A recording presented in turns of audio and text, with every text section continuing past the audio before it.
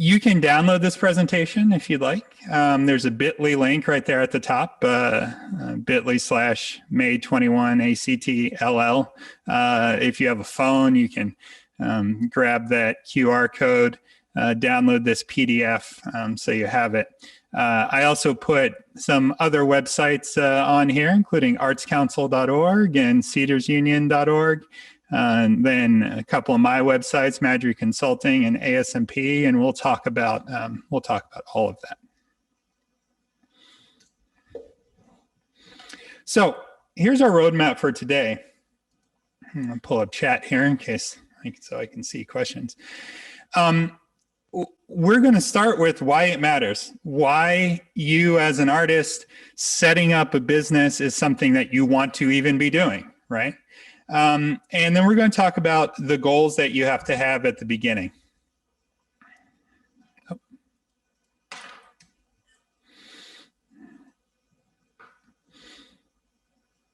We're going to discuss the basics of setting up your business. We're going to talk about different business formations, sole proprietorships, partnerships, corporations, LLCs, what you should choose, and then some special considerations. So if you're if you have a unique situation, which, maybe you're looking to raise a couple $1 million, some other things that you might be wanting to do with your business. We'll talk about which form might be best for you there. But, and then we have some checklists at the end. But I want to start by talking about Arts Counsel Texas. And to do that, I'm going to turn it over to the founder of Arts Counsel Texas.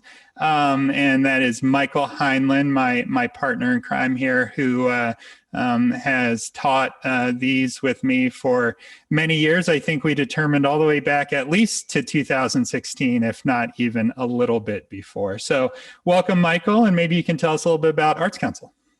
I think it was a little bit before, because as I recall, I met you as somebody who was coming to hear one of the presentations that I gave with Jane Brandt. Yes. 2016. Yeah. Yeah, thank you, Tom. So I'm Michael Heinlein. I am a lawyer at Thompson & Knight. And before that, I was an art history professor. And after had midlife crisis and went to become a lawyer. And after many years in law, I wanted to get back into the art world. And one of the ways that I did that was to create with some of my partners at Thompson & Knight and some other people, including Tom, Arts Counsel Texas. Because one of the things that I realized was that, number one, lawyers didn't know anything about the art world. And more problematic, I think, is that artists and creatives don't know as much as they should, for a variety of reasons, about business and legal aspects of their careers. And so we started Arts Counsel Texas to try to bridge the gap between the two, to teach lawyers about the art world so that they could be better equipped to help creatives when they have issues, and to help artists understand some of these issues so that they know what questions to ask and when they need help, and actually so that they won't be so scared of lawyers, because that's one of the things that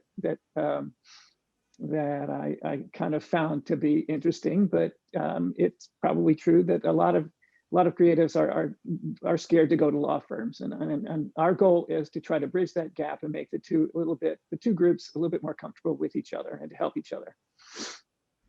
Well, thank you, Michael. And Michael hopefully will be popping in during this presentation to give some of his thoughts on what we're discussing. So you heard a little bit about Michael. Tell you a little bit about me in case this is your first time here with us at Arts Counsel for one of our Lunch and Learns. I was a commercial and fine art photographer for over a decade. Gallery owner like Michael with Blue Square Art, a photo gallery in Deep Ellum for a number of years.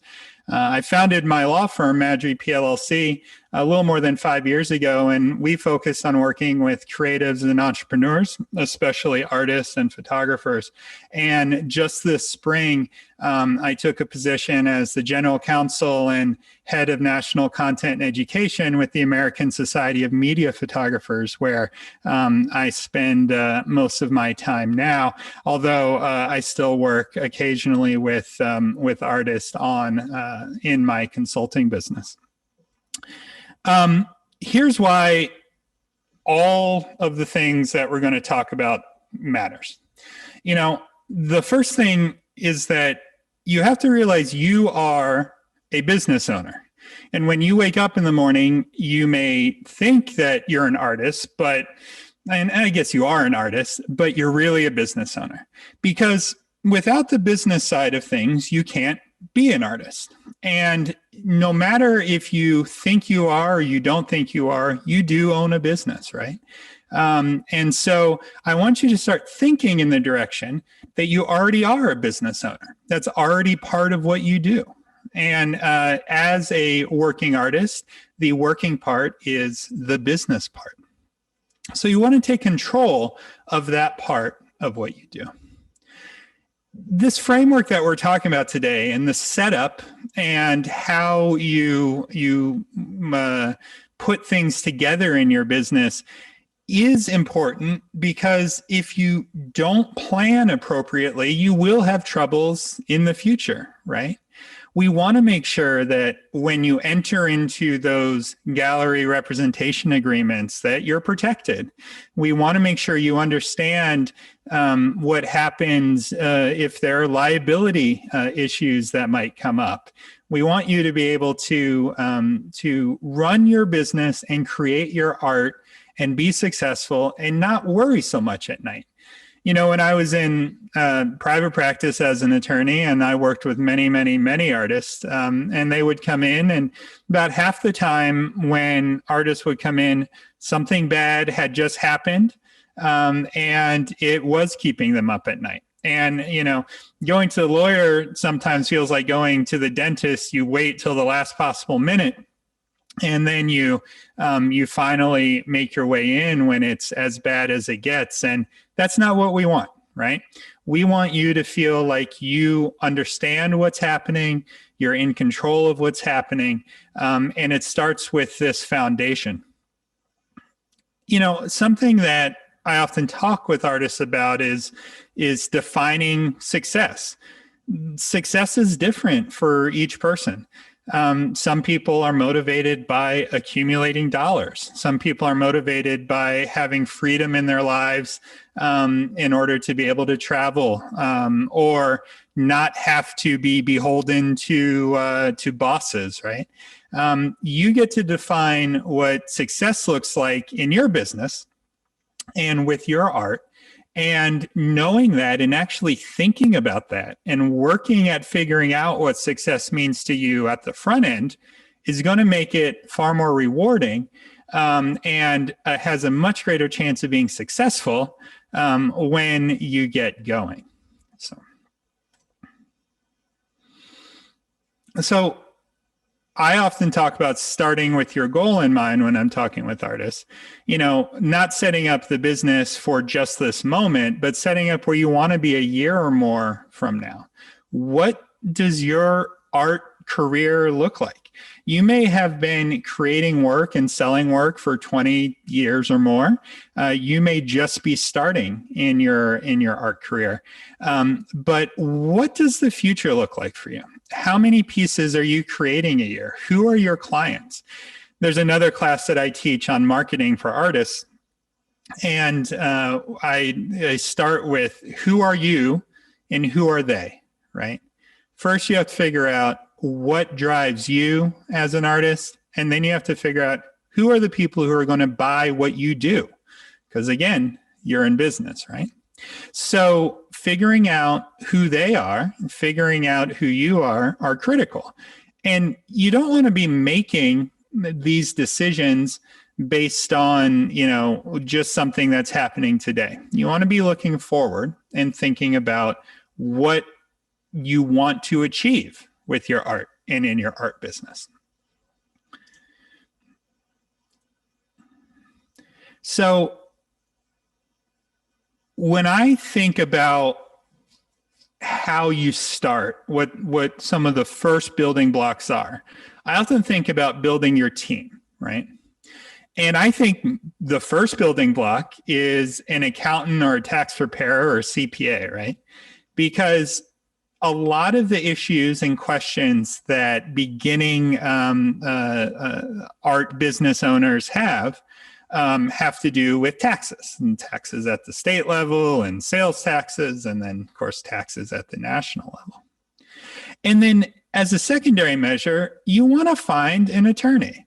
And that, I think, scares a ton of people, right? Because attorneys, we all watch TV, attorneys are mean and they're expensive. And I'm not talking about hiring an attorney and putting them on some retainer every month. What I'm talking about is making the connection so that when you're ready or when something happens, you have someone to call. I think Michael and I both have a ton of artists who, we're not their attorneys, like they're paying us to do work, but they know they can come to us if they have questions or if they need something done. And that's the benefit of building this team. So I kind of always start with an accountant, and then I have an attorney in the mix. In my law firm, I had a lot of clients who would sign an engagement agreement with me and then have no work for me to do, but they just felt better knowing that I was around if they needed something. And I think that's great, and great peace of mind. One of the first things that you want to do is obtain your EIN from the IRS. And we're going to talk a little bit more about that when we talk about formation. But you can do this right online, right? And once you figure out kind of what formation you're going to be, your next step should probably be to go get that EIN. That's that employer identification number. And it's pretty much a social security number for your business. It's an identification number that's going to identify your business separate from everyone else's. And then once you have that EIN, you can go open that bank account for your business. Now you may be sitting there thinking, look, I'm a sole proprietor. I don't have to do this, or, this seems beyond where I'm at. It's not. Business bank accounts are really inexpensive, and EINs are free, and you can do them right online, and you don't need to hire anyone to do either of those things. You just need to actually do the thing. But before we can, one of the questions when you get an EIN is, what type of business are you? Right? What is your business form? And that's where we're going to spend a lot of today. Now, as a reminder, as I start getting into this, you can download this presentation, and we'll put the link back in the chat here in a minute, so you have some of these notes. But two, please ask questions and feel free to put them in the chat if I go over something that doesn't make sense or something that you want to hear more about. You can also put them in the Q&A box. Michael and I will be checking both of these. So I call this the 4 formations, and there's more than 4, but for our purposes today, we will just say 4. There's the sole proprietorship, the partnership, the corporation, and the LLC. Now there's a lot of other ones. There's like a limited partnership, and there's a professional LLC, and there's C Corps, and there's S Corps, and lots of different kind of subcategories, but these are the big ones. So the sole proprietorship, I have here, if you're breathing, you got this one covered. And what I mean is, if you have exchanged your work for value, you are a sole proprietor, right? The government says you're a sole proprietor, even if you don't think you are, even if you don't think you're in business. Everyone on the legal side is going to say, well, you're a sole proprietor. And we're going to get into the details of all of this in a second. And then I talk about partnerships. 2 heads are better than 1. If you take anything away from this, it's going to be that I really don't like partnerships. Not because I am a mean solitary attorney, but there are better ways to go into business than the partnership. And so we'll talk about that in a second. Then there's a corporation. And, a lot of artists are like, well, I don't want to be a corporate artist. I don't want to have a corporation. That sounds like a lot of work. And depending on how it's set up, corporations can be really complex, right? The biggest businesses in the world are corporations. But you can also be a corporation. And in fact, you can be like a one-person corporation if you want to be. And sometimes there are reasons you might want to do that. And then the LLC. And the LLC, if you have come to any of the talks that I've given in the last number of years, you know how much I love LLCs. I try to shoehorn them into everything I talk about. And the reason is the LLC, which is the limited liability company, has a lot of flexibility. And for many artists, especially individual artists, it is the most advantageous and most flexible way that they can set up their business. It also can be really cost effective. So let's talk about sole proprietorships. The formation difficulty, right? It's easy. It's easy to start a sole proprietorship. How easy? You just essentially, you don't, like I say, you don't even have to say you're a sole proprietor, you just are. If you are not anything else, then you are a sole proprietor. Okay. You don't have to fill out any paperwork. You don't have to get, we often hear about DBAs. You don't have to do that if you're selling things under your name, right? You don't have to do anything special. You just are a sole proprietor. Now, on the tax side, you will fill out a Schedule C. And the Schedule C is this form that goes along with your 1040, your personal tax return. And the Schedule C is profit and loss from business. And this is for independent contractors, and it's for self-employed individuals, and it's for sole proprietors. And this is kind of the easiest way to reflect taxes on a business. And we're going to come back to the Schedule C in a little bit. But it's not a separate tax return. It's part of your individual tax return. The advantages to a sole proprietorship. It's easy to form, no paperwork, simple taxes, but the disadvantages are this. When you are a sole proprietorship, you and your business are one and the same. You are indistinguishable, right? Which means that if your business is liable for something, you personally are liable for that thing. And there's always a parade of horribles that we can come up with, but some of them happen more than you might think. For example, let's say you're working in your studio and a prospective client comes by and they trip over an easel that you have out there and they crack their head open and they sue you. Well, you and your business are indistinguishable. So if you have to pay them a lot of money because, insurance didn't cover this, or you don't have business insurance, or whatever the case is, then you individually are on the hook for much of this. And so you want to be really careful with the sole proprietorship. It's easy. It's for all the reasons we talked about, it's easy to be in a sole proprietorship, but you don't necessarily want to be. And in fact, I don't, and Michael may have a thought, I don't recommend people are sole proprietors because there is not any independent liability protection. You and your business are one and the same. I agree. I would never recommend this. I think I think that the worst would be a partnership, which you're about to talk about, but there is every reason to avoid being just a sole proprietor. Totally agree.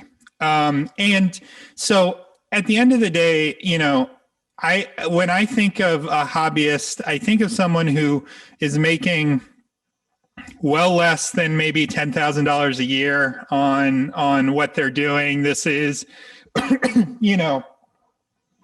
definitely, it may be their full-time paying career in the future, but it might not be right now. But if you're making money every month at your art, you probably shouldn't be a sole proprietor. Partnerships. So my question is, do you enjoy unnecessary risk-taking? Then try a general partnership, but also don't try a general partnership. Because the partnership sounds really good, right? It sounds like, oh, I'm doing something and this other person is doing something that's similar or complementary. So we should go into business together. And when they do well, I'll do well, and vice versa. And the truth of the matter is that you open yourself up to a hundred terrible things happening to you in a general partnership. And so you'll hear me talk about general partnerships. Things can get a little different if we're talking about limited partnerships or limited liability partnerships or any of those other things, but those are much more rare. And artists generally aren't involved in those. What a general partnership is, and the reason I have here that the formation difficulty is easy, is because you can be in a general partnership and not even know it.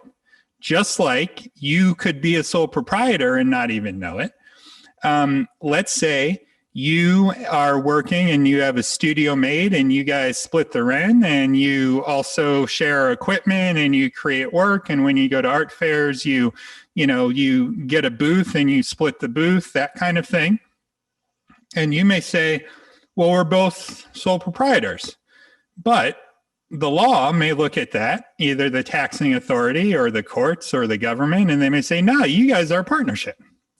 And so all of a sudden you have been made part of a general partnership and you didn't even intend that to be the case, because partnerships are based on actions, right? And so it can be really easy to form. It can be really easy to form. So easy you might not even know it. Now, what are the tax implications? Well, when you have a partnership, you have these K1s, right, which are distributed to the various partners. And then there's this separate form, this Form 1065. I will put in at this point, and I think Michael will echo this, is that I am not a tax attorney. I am not a tax expert. You should, as we saw like at the very first slide, have an accountant or a CPA or a tax preparer on your team. And any tax questions, you should definitely check with them. Let me reiterate it this way. I had a gallery for 3 years, and I thought that I was fairly smart and I could handle the taxes myself. It was difficult to do. The gallery closed probably 3 years ago now, and I was still getting letters from the IRS 6 months ago telling me things I hadn't done and I was supposed to have done, and getting upset with me. So yes, you should get an accountant. I made the mistake of not doing that. Yes, well, I agree. I've had a lot of businesses over the years, and my first stop has always been my accountant or tax preparer, because they, look, they're more important than a lawyer most of the time. So now, advantages of a general partnership is they're very easy to start, right? Let's say you're not in a situation where you're going to be, unknowingly thrust into a partnership. You might actually say, yeah, I want to be in a partnership with you.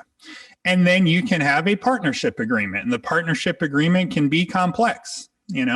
Those are some of the advantages if you wanted to be in this, but the disadvantages outweigh the advantages. And so when we talk about that general partnership, we're talking about those two people that are just in a partnership together, and they might split the money and split the benefits.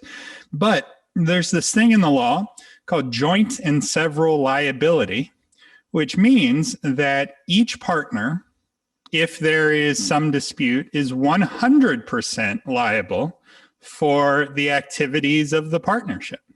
And I remember I think maybe it was even in law school, hearing examples of, one partner does something bad or incurs some liability or steals some money or does something fraudulent or does something normal that isn't fraudulent. And then they decide, you know what, I don't want to deal with this. I'm going to go to Costa Rica. And they're hanging out and they're good.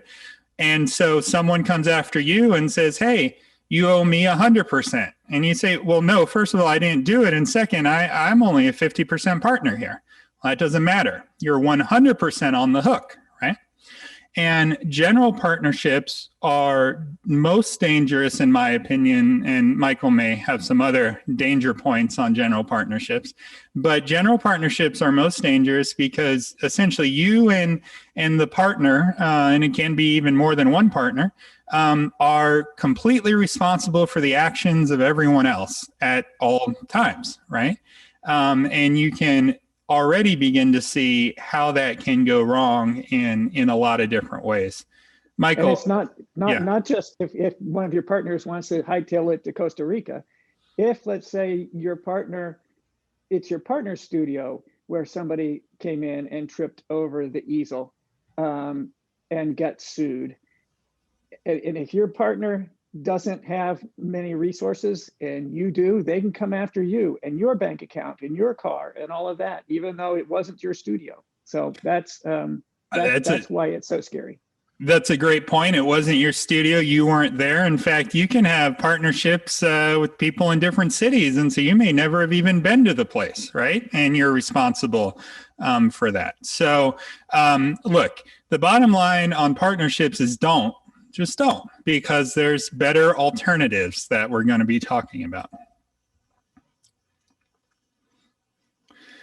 General partnerships are best for no one, I think, is the takeaway from that. There's this idea of limited partnerships, but you don't really want to get into that because the LLC is going to solve our partnership problems. So corporations.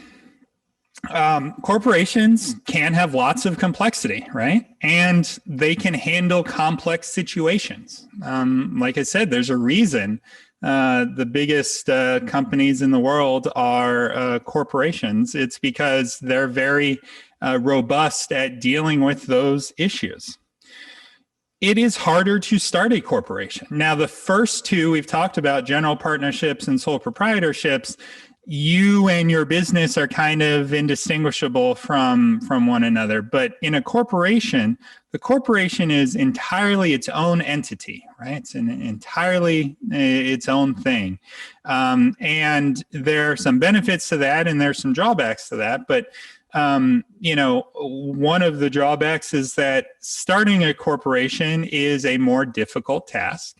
A lot of times, if you're starting a C corporation, you have to have all these various officers in there, and S corporations, you can assume the role of more than one officer, but still there's these formalities to it that aren't present in many of these other forms. To contrast it with the two we just talked about, you can't wake up tomorrow and be in a corporation and not know it, right? Corporations are something you definitely enter. You want to go get yourself a CPA for sure if you're starting a corporation.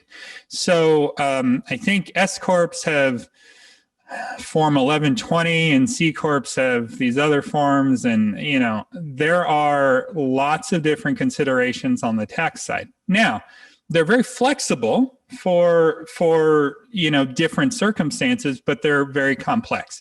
Flexible doesn't mean easy. They're just something you need additional assistance for. There's almost complete insulation between the company and you.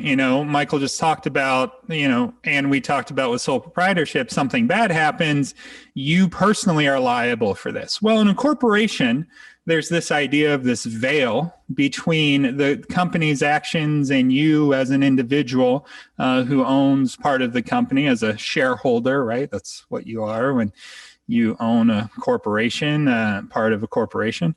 And as long as this veil stays intact, then there's pretty much complete insulation absent, you did something on purpose and that kind of thing, right? Which means that if something bad happens in the corporation, you individually are protected, right? There's that liability protection for you individually, but the assets of the corporation are obviously up for grabs. Now, that brings up a point that I don't talk about that often, but is worth thinking about because it's come up a few times, even here in the last few months for me, which is, you know, if you have a business situation where you are entirely separate from the business you're in, then what about something like a copyright, right? If you copyright your work in the name of your business, well, then the copyrights are assets of your business. And if the copyrights are assets of your business, if there's some liability issue, those could be taken from you. Now, if your copyrights are individual, maybe that's better, maybe that's worse. Definitely something to think about as you start getting into these more complex business forms. You can also lose this protection. And you lose this protection primarily by what they call piercing the veil, right? And this is where there is kind of a porous membrane between you and your company. And normally when we see this, it's about money, right? Where, you know, you are a little short on rent, so you pay your personal rent with your corporate money, and then vice versa on other things. And really what the government does is they come and look at that and they say, look, this isn't really a separate entity. This is really just, you know, someone who has a business who's trying to get benefits of the separate entity, but treating it as if it's not. So you definitely want to be aware of that piercing the veil, again, where an accountant or a tax preparer or some help comes in handy. So there's this idea of, here are some disadvantages. There's this idea of double taxation, right? Because corporations have to pay their own taxes. You fill out a tax return for the corporation. So the corporation is taxed. And money that you get from the corporation as a paycheck, or there's some other ways to get it, that's also taxed on your personal taxes. So there's this idea of double taxation for getting money out of a corporation. Now, this is, you know, we're talking about C corporations. S corporations can be a little bit different. Those are a lot of the smaller corporations. You have to have, I think, fewer than 100 members and all that kind of thing. Another disadvantage is just the complexity of them. Now, can corporations be straightforward? Sure, they can be straightforward. But as we're going to see, there's this kind of magic formation that we're about to get to that can give you all the benefits. If you need a corporation, then you kind of probably know you need a corporation. It works. It's not something that you do on a whim. Corporations take some additional thought.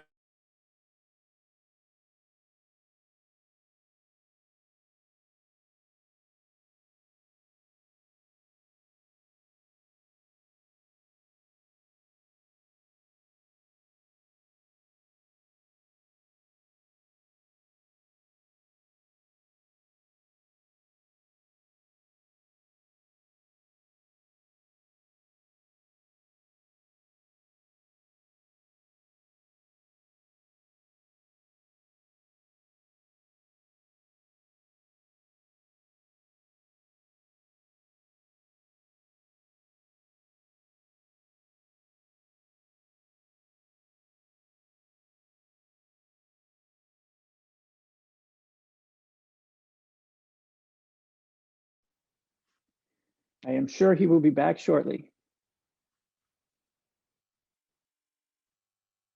And I do not control the slide deck he's using, so I can't continue. I'm sorry.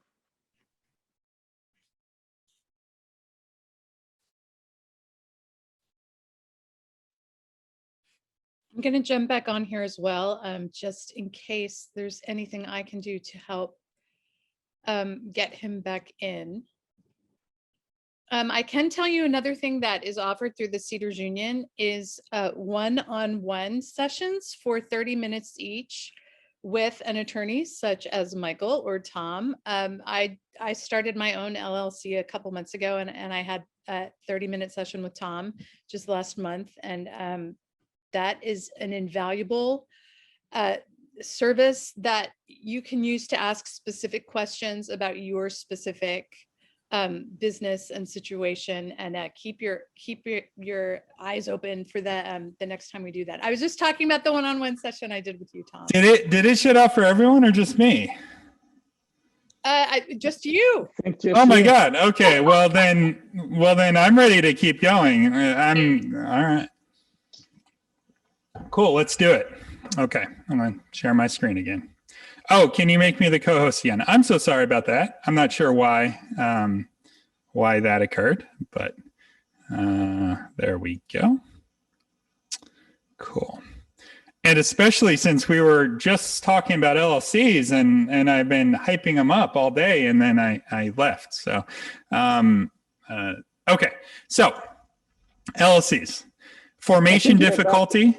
Oh, go ahead. You're about to answer the question we got while you were gone, which is any information on changing from a DBA, and I guess you should explain what a DBA is, to an LLC. And I get the impression that this is what you're going to talk about even without the question. Perfect. All right. Yes. And I will. And let me pull up the chat as well so that I can see things that come in. So let me talk about the LLCs overall, and then I will answer that question because I think that will be the right time. So forming an LLC is easy and maybe easy plus, right? So I certainly wouldn't say it's a difficult situation because, and if you're here in Texas, and of course every state has an LLC, but here in Texas, you can form an LLC by filling out a form at the Secretary of State's website, and it costs you $300, and that's a one-time fee. And that lasts forever. LLCs last. They can have a perpetual duration. Now, in Texas, you also don't owe a yearly fee.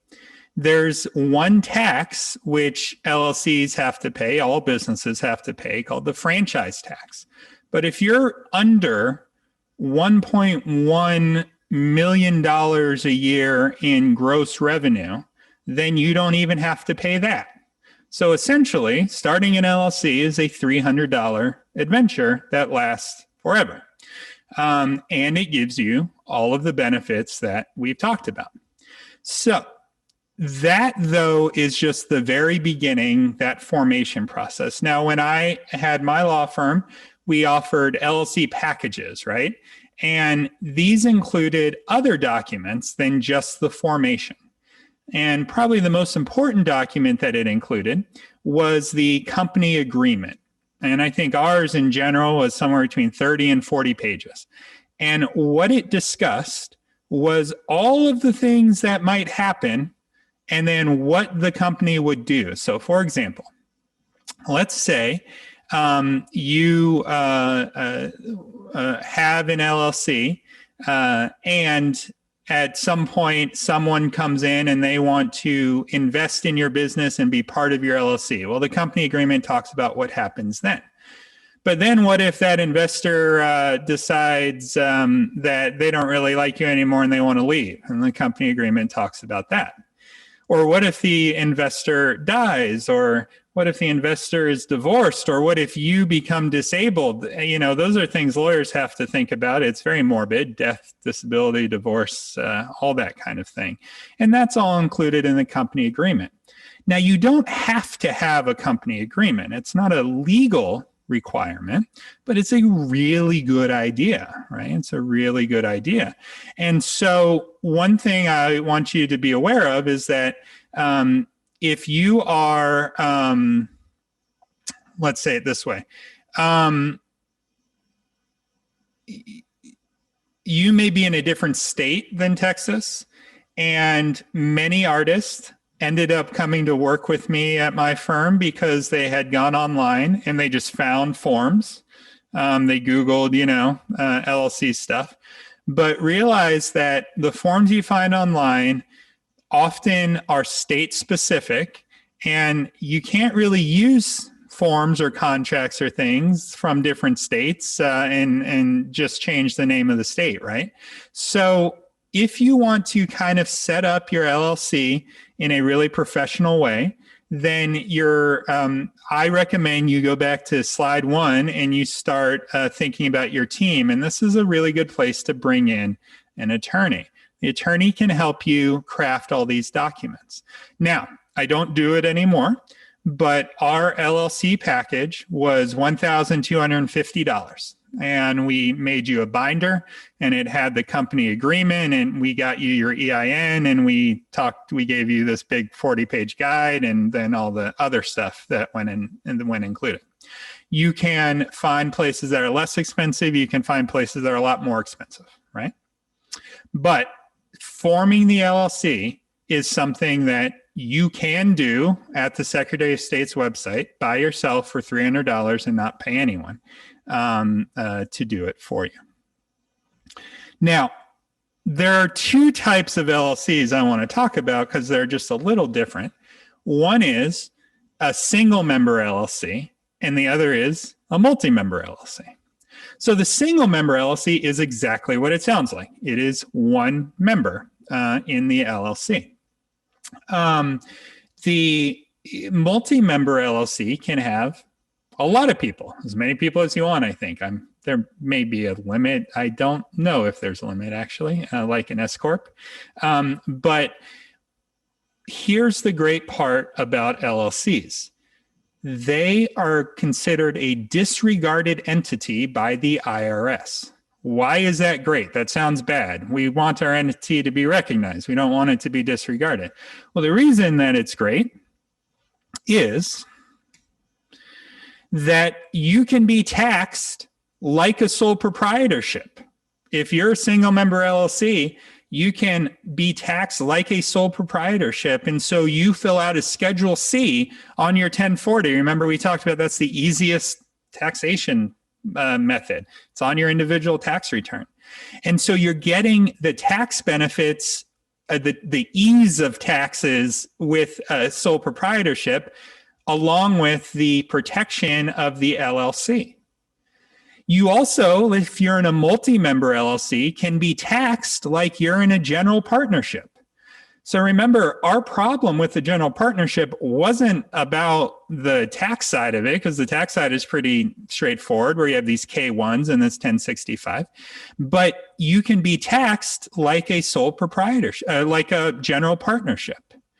But you can also be taxed like an S corporation or a C corporation. Why? Because you are in an entity with an LLC that's considered disregarded by the IRS. There's no box to check on your tax form for LLC.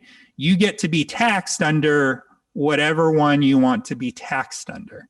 That's really big benefit. So you can be a single member LLC, get all the tax ease of a sole proprietorship and all of the protection of a limited liability company, and that is an exceptional deal. All for $300. I feel like I'm doing a late night infomercial for LLCs. Easy to form, liability protection, flexibility. LLCs are pretty robust. LLCs, I have set up big companies in LLCs. Not every big company needs to be a corporation, right? And you can have LLCs with 20, 30, 40 members. You can have LLCs with one member, okay? You can split up the membership percentages. Now, there are some things you can't do in an LLC, and we'll talk about one or two of those here in a second. But by and large, I have met many artists who are in S corporations, but I can count on one hand the number of artists I've met who have had to be in corporations and couldn't have done the exact same thing, and probably easier and less expensive in an LLC. The disadvantage is that $300 filing fee, but frankly, everything costs about that except for a sole proprietorship or general partnership. It's not good for venture capital money. And this is where you have kind of other organizations coming to invest in what you're doing.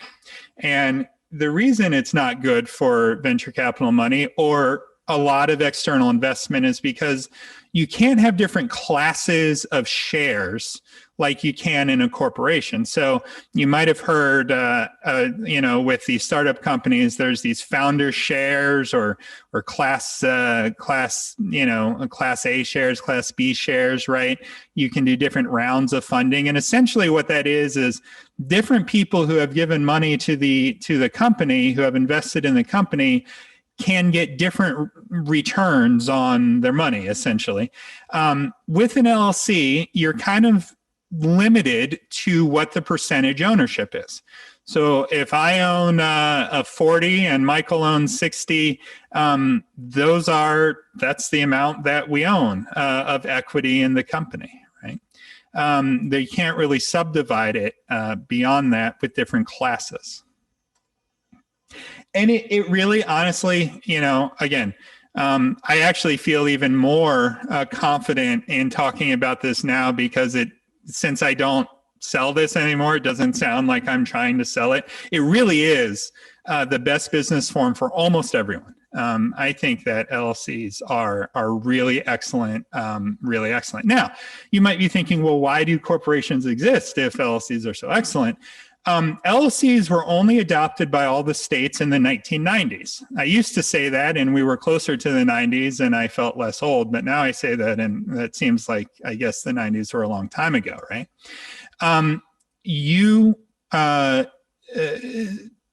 Corporations have been around since the founding of the country. And so there's long-standing law in corporations. There's still some unique things with LLCs, such as here in Texas, we have something that not every state has called the Series LLC. This is where you kind of have one main LLC and then these sub-LLCs below it, but each of the sub-LLCs are insulated from the other sub-LLCs, but you only still have to file one tax return. I always think about the Series LLC in terms of real estate, right? If I'm, a real estate developer, I might have a different LLC for each property. We often see that in films and filmmakers as well. That's not everywhere yet, right? The law isn't super clear on a lot of these things. But for the basic LLC, it's accepted everywhere, is a great business form. So going back to the question. Let's say you are a sole proprietor. You might have a DBA. What is a DBA? Well, a DBA is doing business as, right? And this is where you are using something other than your name as the name of your business. So my very first photography company was called Sunduv Photography, SUNDUV. I was a nature photographer for most of my career. And I started this when I was in high school, right? And that is not my name. So I had to get a DBA. I was a sole proprietor. I had to get a DBA, doing business as form. So I went to the county and I said, here's my $25, which is what it cost. And they gave me a form which allowed me to open a bank account and accept money under the name Sunduv Photography. Great. Now, LLCs have the same thing, except it's called an assumed name. Why is this of a benefit? And I'm going to go back and finish answering the question, but I want to talk about assumed names real quick. A lot of times with my clients had different businesses. So they might have their art business and they might have, some other things that are related to it. And so they called their LLC something generic. We often did the year it was formed and then, the street you grew up on and, something like that. And so it was 16 Riviera, LLC, right? And then I can have as many assumed names as I want to for that LLC. So I could have Sunduv Photography for my nature work, and I could have Tom Madry Images for my corporate work. And so you can have multiple assumed names for an LLC, even though the name of the LLC is something just random, okay? So you can still get the benefits of what you get with the DBA with the LLC. It's just called an assumed name. Now, the LLC is an independent company, right? It's separate from you, which means to start your LLC, you essentially, to transfer your LLC from a sole proprietorship, you essentially just start your LLC. Okay. So you start from square one, and you will get your name with the Secretary of State and fill out the form and pay your $300. And then once you do that, you can get your EIN from the IRS. You can do that right online. Now, little note, if you get the EIN online, it will show it to you on the screen. And then it won't show it to you again until they mail it to you weeks later. So take a screenshot or write it down. Print the page out so that you can go get your bank account and things, right? If you tell them you want to download the letter from the IRS, they don't mail it to you. And if you lose that download, then you have to jump through some hoops. So a lot of my clients ended up falling into that trap. So then you get your EIN, you have your LLC. Oh, by the way, the Secretary of State in Texas generally takes 48 to 72 hours to approve an LLC unless there's a conflict with the name or something like that. It's a very easy process. You can go get your bank account and then you're ready to roll. How do you not pierce the LLC veil? You keep your business finances separate from your personal finances, right? Now you might say, well, how do I get money from my company? Well, you can take draws depending on how you're taxed. You know, if you're taxed as an S Corp, you have to pay yourself a quote reasonable salary. Okay. But if you're taxed as an independent or as a sole proprietor with that Schedule C, you can take owner's draws from that. Okay. And so that again is a taxation question. Just make sure you're making transfers and you're not commingling funds, right? That's the word you often hear, commingling funds. So how do you transfer from a DBA to a LLC? You just set up your LLC. There you go. Michael, any? You started to talk about how you avoid piercing the veil to maintain the liability issues. I think you originally said you want to have a separate bank account. Are there other things that you want to keep separate? Like, should you get a separate telephone line for the LLC? What kind of things do you have to do to make sure that you as an individual are separate from you as the LLC business? Yeah. So great point. So you really want to think of your business as something completely independent. Now, on my cell phone, I have an app. It's called Line 2. Where if someone calls my business number, it still rings my cell phone like normal, but it's a separate number. That's beneficial, right? Bank accounts are probably the biggest thing that needs to be kept separate. And certainly anything financial like credit cards or things like that. If you regularly drive for your business, then you want to kind of keep a log of your business travel versus your personal travel. And by the way, there are great apps for that as well. I used to use an app that just based on your phone, whenever you started driving, it turned on, and whenever you stopped, it turned off. And then it would say, hey, was this a business trip? And you hit one button, and then it's all, good to go, right? You want to separate as much as is reasonable without causing too much consternation in your life, right? Not everything has to be completely independent, especially if you're a single member LLC, but definitely the financial stuff does. Any other thoughts, Mike? I think that was, to this point, that was my biggest thing I want to just make sure we got clear. Yeah. Because you want to make sure that you are taking advantage of that limited liability, and it's not probably easy to lose it, but you have to be careful to make sure that you don't. Yeah, absolutely. So a few other quick facts about LLCs, and we're just about done. And certainly if you have questions, please put them in the chat. You've heard me mention some of these things, these two forms of LLC, single member and multi-member. There's another box that you have to check, which are what kind of system your LLC is, which is member managed or manager managed. If you are a single member LLC, then you can be member managed with no problem. It's just you managing the thing. But if you have a complex LLC where maybe you have a bunch of members, that might not be managed day to day by the members. It might be managed by a manager. manager, right? So there's a different box to check. But for most people, if you're a single member LLC, you can check member managed. The document is that Form 205. And then remember, I talked about the company agreement as an optional doc, but definitely recommended. You can have employees in an LLC, right? You can hire independent contractors. You can do any of that. It's a company. It's a really flexible company. So which form should you choose? For most creatives and artists, I recommend a single member LLC that's member managed with a good company agreement that thinks about future expansion. There you go. You sat through all of that and a disconnection, and this is probably where you wanted to end up.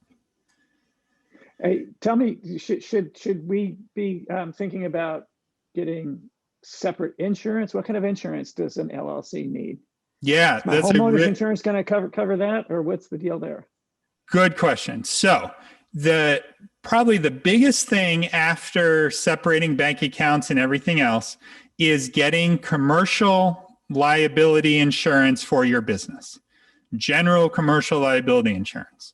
Now, many of our auto insurers, they don't do business stuff. So you want to be looking at companies like The Hartford, which is who I've had my business insurance for all my businesses through for a long time. There's Travelers, right? There's Chubb, there's all of these. Now, why? Because let's say you are working out of your home, you have a home studio, and something happens that's a liability issue there. And then you call your homeowner's insurance and say, hey, this person tripped over my easel and they hurt themselves, and now they're thinking of suing me. The homeowner insurance company is going to say, well, was this in your studio where you do business? We don't cover that. You need to have business insurance for that. So you definitely want to get insurance, general commercial liability insurance, but it's actually a lot less expensive than you think it is. And so go to Travelers, go to The Hartford, go to some of these business insurance companies and get a quote for just basic business. And for artists, I mean, we're talking not much money a year, right? Not much money a year. And it then will protect you. And commercial insurance policies are generally like $1 million of coverage. They're not like, what we deal with on the personal side. It's great. So good point. Couple special considerations. When should you not form an LLC?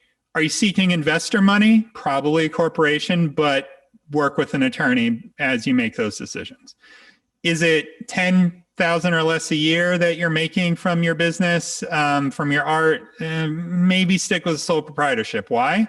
Because we just talked about insurance being, a certain amount of money, and the $300 is a certain amount of money, and there's just more complexity, which can cost more. So not much more, but be aware. Plus, if you're doing it as a hobby, you're not going to be able to deduct any of your art expenses as business expenses. So, I mean, that's another consideration as well. Absolutely. Yeah. And there, Michael's talking, hobby has a very specific meaning to tax in the tax world, right? And so, I'm using hobby here more as hey, is it just a hobby? But Michael's exactly right that that can you won't get deductions for that depending on if it's considered a hobby. Is your business outside of the U.S. Or you do a lot of business outside of the U.S. and maybe a corporation might be a little better for you? Do you want to pay your attorney a lot of money? Corporation, you can call me. I'll send you to an attorney who will really charge you far more than they need to. Now, Michael and I will always give you referrals to people who are fair and care about artists. All right, startup checklist. Commit to your business. Oh, step by step, right? That was a show that was on in the 90s. Here we go, step by step. Commit to your business, find your team, choose a name, pick that business formation, get an EIN, set up your bank account, file that paperwork if you need to, get insurance we should add to the list. I mean, here's your basic step-by-step checklist. All right. Thank you so much. Next month, on April 6th, we are doing your legal toolbox. Or are we? No, what are we doing? Next month, gallerists. Gallery relationships, yes. So ignore. How you deal with a gallery? Ignore that. We'll stop at the pretty colors. Feel free, if you have some questions, you can put them in the chat. Definitely want to thank the Cedars Union. Sorry about the disconnect in the middle, but we'll get you all of this. And let me put in the link to the slides. I'll put in the chat again as well. So that answers the chat question. Will the slides be sent along? yeah. We can do that. I will stop sharing this and then I will go get that. Cool. All right. Any questions? Question about elaborating on hobby loss. And that's really kind of outside the context of this topic, but basically it just means that in order to deduct business expenses related to your art, you have to convince the IRS that you are making that you're making your living basically by selling your art. And there is, and I forget what it is right now, but there is a certain amount that you need to be making relative to the amount that you're spending in order to be able to deduct those costs. And so you can get in trouble by trying to deduct when you're not truly making the right amount of money with it. I just put a link in there from the IRS called Hobby or Business. Here are some tips to decide. There are links there that give you the 9 factors to determine whether it's a hobby. Then there's all these different publications you can read. You know, what are the limits? You know, all that kind of stuff. So there's a link to the IRS. Excellent. All right. Well, good. Well, thank you all so much for coming. I think we don't have any more questions, and I hope we can see you next month where we're going to be talking about dealing with gallerists and working with galleries. I will make sure that Cedars Union gets a copy of these slides as well, so that they can get you the information if you didn't get it here today. And thank you all so much. Did you, Betsy, do you have anything you wanted to close with? Oh, I would like to plug our next program is a Tuesday night, which is producing public art projects with Erica Felicella.